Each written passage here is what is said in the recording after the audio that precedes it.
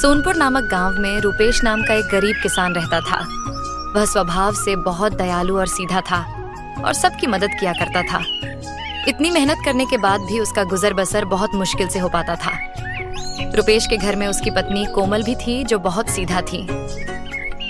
मैं दिन रात अपने खेतों में इतना मेहनत करता हूँ, परंतु फिर भी हम रूखा सूखा खाकर जीवन व्यतीत करते हैं। अब तुम ही बताओ कोमल, मैं क्या करूँ कि अच्छे से जीवन व्यतीत कर सके। काश हमारे पास इतने सारे पैसे होते जिससे हम आराम की जिंदगी जी सके।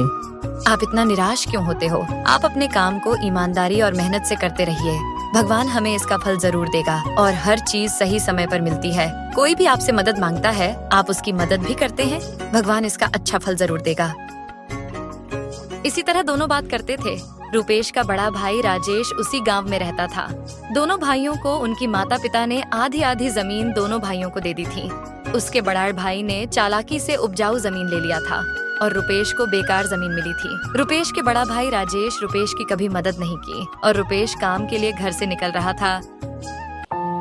सुनो कोमल, आज मैं खेतों में काम करने जा रहा हूँ। शायद आज शाम हो जाएगी। तुम अपना ख्याल रखना और खाना समय पर खा लेना। क्या आप दिन में खाना खाने घर नहीं आएंगे? देखो, मैं काम करके उधर ही खा लूंगा। तुम अपना ख्याल रखना।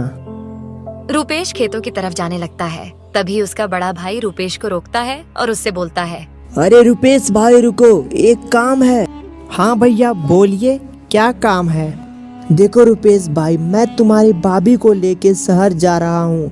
अगर तुम मेरे खेतों में खुदाई कर दोगे तो बहुत बहुत मेहरबानी होगी।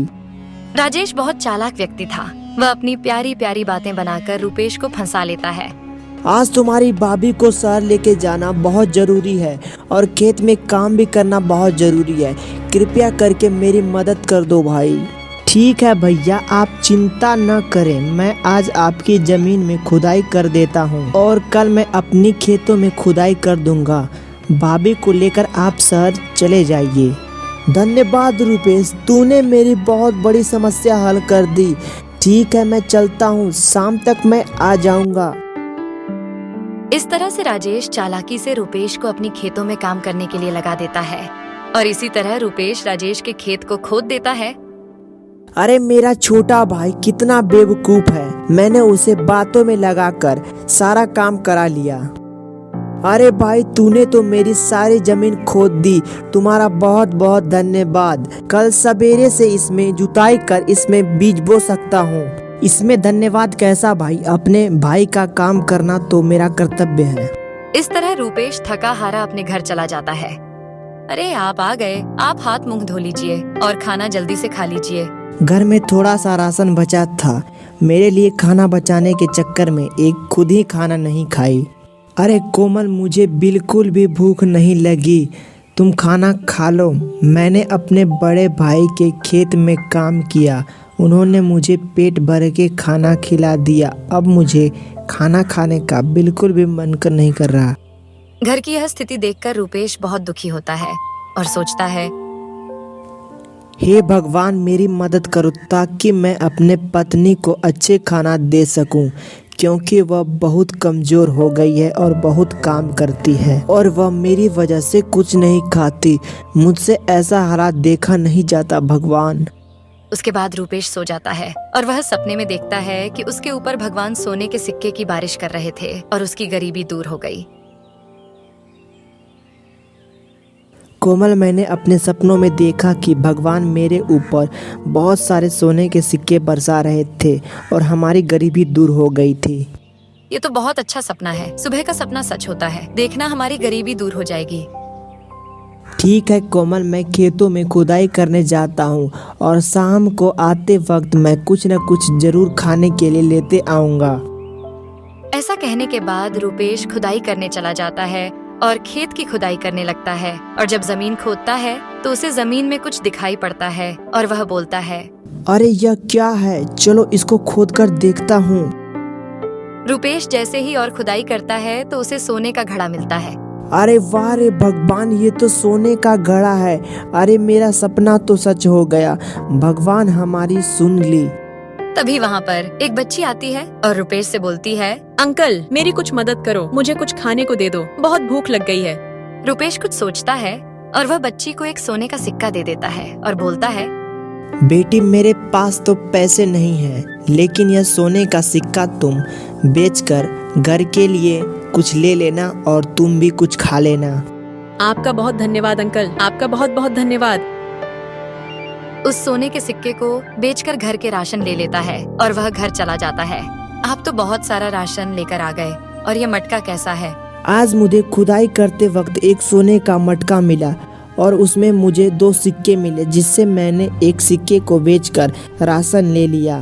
रुपेश और कमल रात में पेट भर के भोजन करते हैं और वह सो जाते हैं और फिर से उसके सपने में देवी माँ आती है और बोलती है, बेटा तूने बहुत अच्छा काम किया है, मैं तुम्हें आशीर्वाद देती हूँ। तुम्हारे मटके में रोज एक सोने का सिक्का निकलेगा, जिससे तुम्हारी गरीबी दूर हो जाएगी। सुबह उठते ही वह अपनी घड़े को देखता है तो उसे एक सोने का सिक्का घड़े में दिखाई देता है और वह अपनी पत्नी को सारी बातें बताता है। देखा, मैंने बोली थी कि भगवान जरूर हमारा सुनेगा। आपने बहुत लोगों की मदद की है और अब हमारे गरीबी के दिन चले गए। अब आपको कोई चिंता करने की जरूरत नहीं है। इससे उसे बेचकर रामू अपने घर का सब्जी और राशन लाता है। अब दोनों की जिंदगी बहुत आराम से चल रही थी और हर एक जरूरतमंद आदमी का मदद किया करता था। रुपेश के घर इस तरह पैसे आते देखकर राजेश सोच में पड़ जाता है। सुना है रुपेश, तुमने अपने घर की मरम्मत कराई है, क्या तुम्हें कोई लॉटरी लगी है क्या? हमें बताओ। हाँ भैया, कुछ ऐसा ही सोच लीजिए। भगवान ने हमारे लिए लॉटरी की लगा दी। हमें एक घड़ा मिला है जिससे रोज एक सोने का सिक्का निकलता है। सोने वाली बात सुनकर राजेश का सर चकरा जाता है और उसके घड़े चुराने का लालच आ जाता है और वह रुपेश के घर में चला जाता है और घड़ा को देखकर वह बोलता है, अरे यह तो यही घड़ा है, चलो इसको चुरा कर लेकर चला जाता हूँ।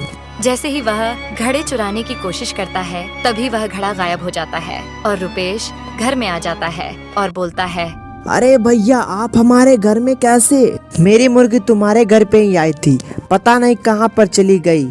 रुपेश सारी बातें समझ जाता है और राजेश घर से बाहर चला जाता है। इसीलिए दोस्तों, हमें ईमानदारी से कम करनी चाहिए। अच्छे काम का अच्छा ही फल मिलता है। ये लो बेटा कुछ खाना, काम करने के बाद इसे खा लेना। ठीक है माँ, तुम भी खा लेना, मैं खेत की तरफ जल्दी से निकलता हूँ।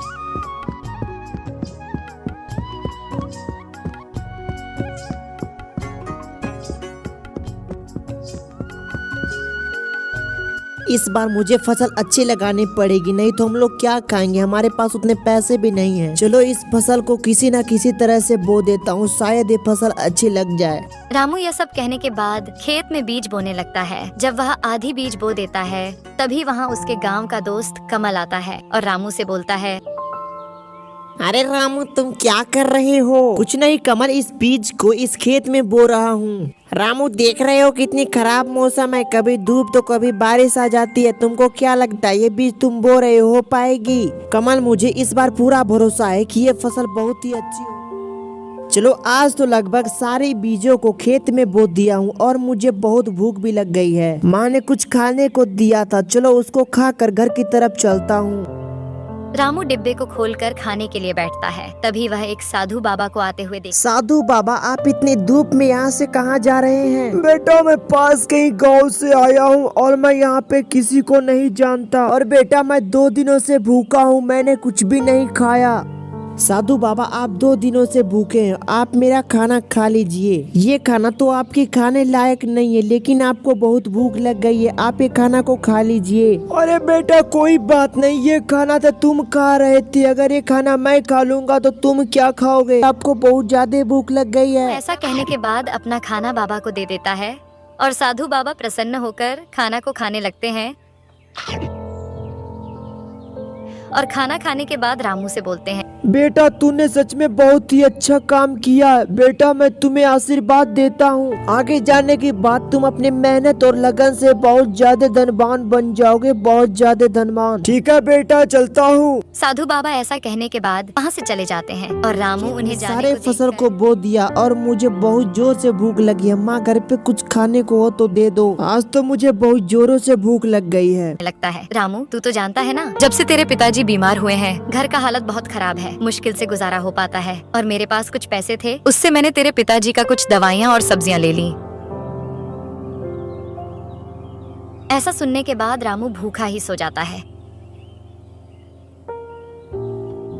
मेरा फसल तो बहुत ही अच्छा उग रहा है। आने वाले टाइम में मुझे बहुत ही अच्छा मुनाफा देखने को मिलेगा। रामू, तुम्हारे खेत में तो काफी अच्छा फसल उग रहा है और तुम दूसरे के खेतों में भी काम करते हो और हमारे खेत में अच्छी फसल तो उगी नहीं रही है।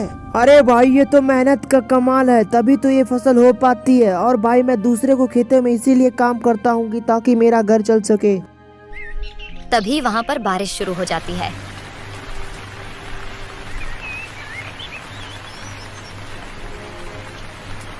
अगर ऐसी ही बारिश होती रही तो मेरा फसल सारा खराब हो जाएगा।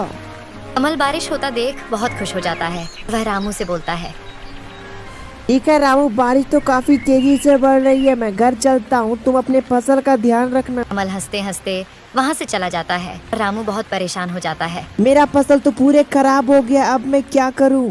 रामू घर चले आता है। रामू तू इतना परेशान क्यों है? माँ, मेरा फसल बारिश के कारण खराब हो गया और मेरे पास उतने पैसे नहीं हैं जिससे बीज खरीदकर फिर से बो सके। कोई बात नहीं बेटा, ये नसीब का खेल है, सब ठीक हो जाएगा। उसके बाद रामू सोचता है, चलो मैं राजा के पास चले जाता हूँ और उनसे कुछ काम मांगता हूँ, शायद वे राजा मेरी बात सुनकर कोई काम दे दे।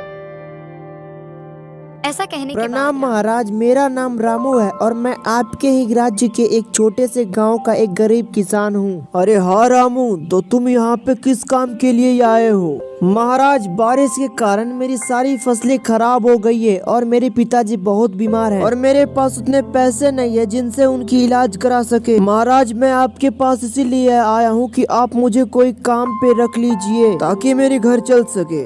राजा रामू की बात सुनकर बोलते हैं, ठीक है, तो तुम कल से राज्य बाग की पेड़ों की देखभाल करोगे।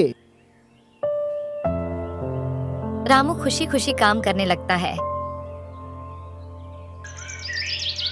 एक दिन रामू का दोस्त कमल राजा के महल में रामू को देखकर कमल बहुत क्रोधित हो जाता है। अच्छा, तो रामू यहाँ पे काम करने आया है, देखता हूँ ये कैसे यहाँ पे काम कर पाता है। और वह राजा के खजाने चुराकर रामू के झोली में डाल देता है। राजा दरबार में बैठे होते हैं और मंत्री जी बोलते हैं, महाराज, दरबार से खजाना गायब हो रहा है। मंत्री जी, खजाना कैसे चोरी हुआ? ऐसा कहने के बाद राजा सारे काम करने वाले को दरबार में बुलाते हैं और उनसे पूछताछ करते हैं। देखो, ये खजाना तुम में से किसी ने चोरी किया है, जल्दी से बता दो किसने खजाना चोरी किया है, नहीं तो बहुत सजा मिलेगी। तभी कमल बोलता है, महाराज, ये खजाना रामू ने चोरी किया है।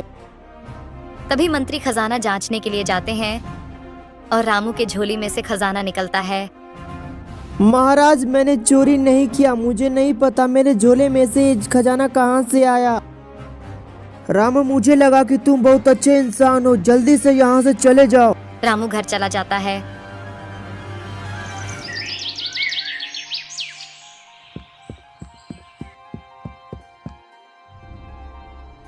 और कुछ दिनों के बाद कमल चोरी करते पकड़ा हुआ जाता है।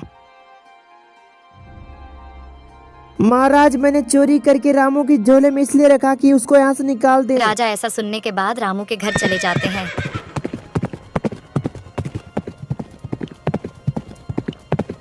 मुझसे बहुत बड़ी गलती हो गई, मुझको माफ कर दो, मुझको बहुत पश्चाताप भी हुआ और ये कुछ मुद्राएं रख लो। कोई बात नहीं महाराज, मुझे इस मुद्राएं से कोई लाभ नहीं है। कोई बात नहीं रामू, मैं खजाने तुमको खुशी से दे रहा हूँ। और खेत में फसल उगाता है और वह लोग खुशी खुशी रहने लगते हैं।